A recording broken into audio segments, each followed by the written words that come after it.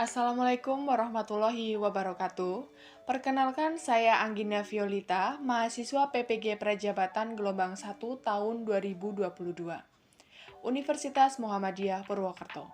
Pada kesempatan ini, saya akan memaparkan kesimpulan dan refleksi mengenai pemikiran Ki Hajar Dewantara. Menurut Ki Hajar Dewantara, terdapat perbedaan antara pengajaran dan pendidikan. Pengajaran adalah bagian dari pendidikan. Pengajaran merupakan proses pendidikan dalam memberi ilmu atau berfaedah untuk kecakapan hidup anak secara lahir dan batin. Sedangkan pendidikan memberi tuntunan terhadap segala kekuatan kodrat yang dimiliki anak agar ia mampu mencapai keselamatan dan kebahagiaan yang setinggi-tingginya. Pendidikan dan pengajaran merupakan usaha persiapan dan persediaan untuk segala kepentingan hidup manusia, baik dalam hidup bermasyarakat maupun hidup berbudaya dalam arti yang seluas-luasnya. Ki Hajar Dewantara mengibaratkan peran pendidik seperti seorang petani. Anak-anak itu seperti biji tumbuhan yang disemai dan ditanam di lahan. Anak bagaikan benih jagung yang ditanam. Bila biji jagung ditempatkan di tanah yang subur, mendapatkan sinar matahari dan pengairan yang baik, maka meskipun biji jagung adalah bibit yang kurang baik atau kurang berkualitas, tapi dapat tumbuh dengan baik karena perhatian dan perawatan dari Pak Tani. Demikian sebaliknya, meskipun yang disemai adalah bibit berkualitas baik, namun tumbuh di lahan yang gersang dan tidak mendapatkan pengairan dan pencahayaan matahari serta tangan dingin Pak Tani, maka biji jagung itu mungkin tumbuh namun tidak akan optimal. Dalam proses belajar anak, pendidik hanya menuntun, bukan menuntut. Dalam proses menuntun, anak diberi kebebasan namun pendidik sebagai pamong dalam memberi tuntunan dan arahan agar anak tidak kehilangan arah dan membahayakan dirinya. Sosial budaya dalam pendidikan bertujuan untuk menuntun atau memfasilitasi atau membantu anak untuk menebalkan kekuatan kodrat anak yang masih samar-samar agar tidak kehilangan arah dan dapat memperbaiki lakunya untuk menjadi manusia yang seutuhnya.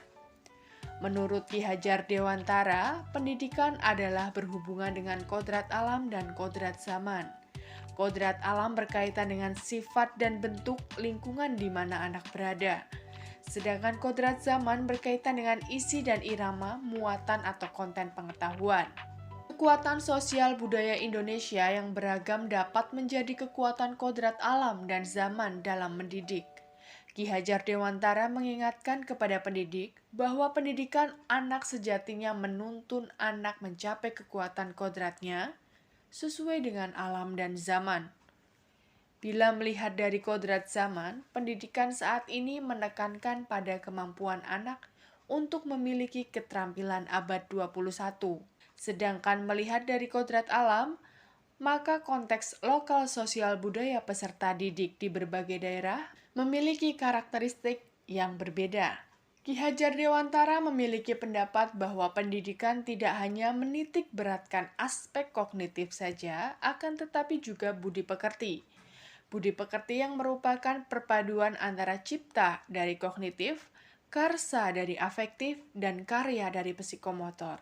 Pengetahuan dan pengalaman baru yang saya peroleh setelah mempelajari pendidikan dan nilai sosial budaya berdasarkan pemikiran Ki Hajar Dewantara, antara lain yang pertama, saya mengetahui bahwa antara pengajaran dan pendidikan itu memiliki arti yang berbeda. Kedua, saya mengetahui bahwa seorang pendidik hanya bisa menuntun, tapi tidak boleh menuntut. Pendidik hanya sebagai fasilitator. Yang ketiga, saya juga mengetahui bahwa pendidikan dilakukan dengan memperhatikan keadaan lingkungan atau sosial budaya, kodrat alam dalam hal ini, dan muatan konten sesuai dengan perkembangan zaman saat ini yang berkaitan dengan kodrat zaman. Selain itu, saya mengetahui bahwa dalam pendidikan harus memperhatikan semua aspek, baik kognitif, afektif, maupun psikomotor. Perubahan yang saya alami dan akan saya terapkan di kelas setelah mempelajari materi ini adalah Yang pertama, sebelumnya saya menuntut peserta didik agar selalu memahami apa yang saya jelaskan, dan terkadang juga menuntut mereka untuk mendapatkan nilai yang sempurna, sehingga terkadang saya merasa kecewa apabila tuntutan tersebut tidak tercapai oleh peserta didik. Untuk kedepannya, saya tidak akan menuntut, tetapi saya akan menuntun, memfasilitasi, ataupun membantu peserta didik dalam proses pembelajaran. Saya menyadari bahwa guru hanya sebagai fasilitator dalam proses peserta didik menemukan pengetahuannya. Sebelumnya, saya tidak memperhatikan latar belakang sosial budaya dan menganggap semua peserta didik itu sama, padahal mereka berasal dari lingkungan sosial budaya yang berbeda-beda.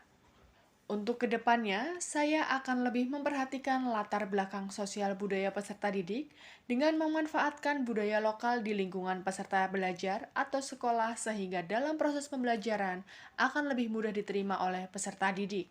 Sebelumnya, saya tidak menyadari bahwa muatan atau konten pengetahuan peserta didik di abad ke-21 saat ini berbeda dengan abad ke-20 yang lalu. Untuk kedepannya, saya akan menyesuaikan muatan atau konten pengetahuan sesuai dengan kemampuan, keterampilan, dan interaksi peserta didik abad ke-21 yang sudah masuk era digital dengan cara menciptakan pembelajaran melalui media interaktif berbasis digital. Sebelumnya, dalam kegiatan belajar, saya lebih menitik beratkan pencapaian peserta didik dalam aspek kognitif saja. Walaupun untuk afektif dan psikomotor sudah dilakukan, tapi porsinya sangatlah sedikit. Padahal ketiganya harus dilakukan secara proporsional. Untuk kedepannya, dalam proses pendidikan saya akan menanamkan budi pekerti sebagaimana disampaikan oleh Ki Hajar Dewantara dengan memperhatikan aspek kognitif, afektif, dan psikomotor. Karena selain kecerdasan intelektual, peserta didik juga harus memiliki sikap yang baik dan terampil dalam berbagai hal. Demikian yang dapat saya sampaikan. Wassalamualaikum warahmatullahi wabarakatuh.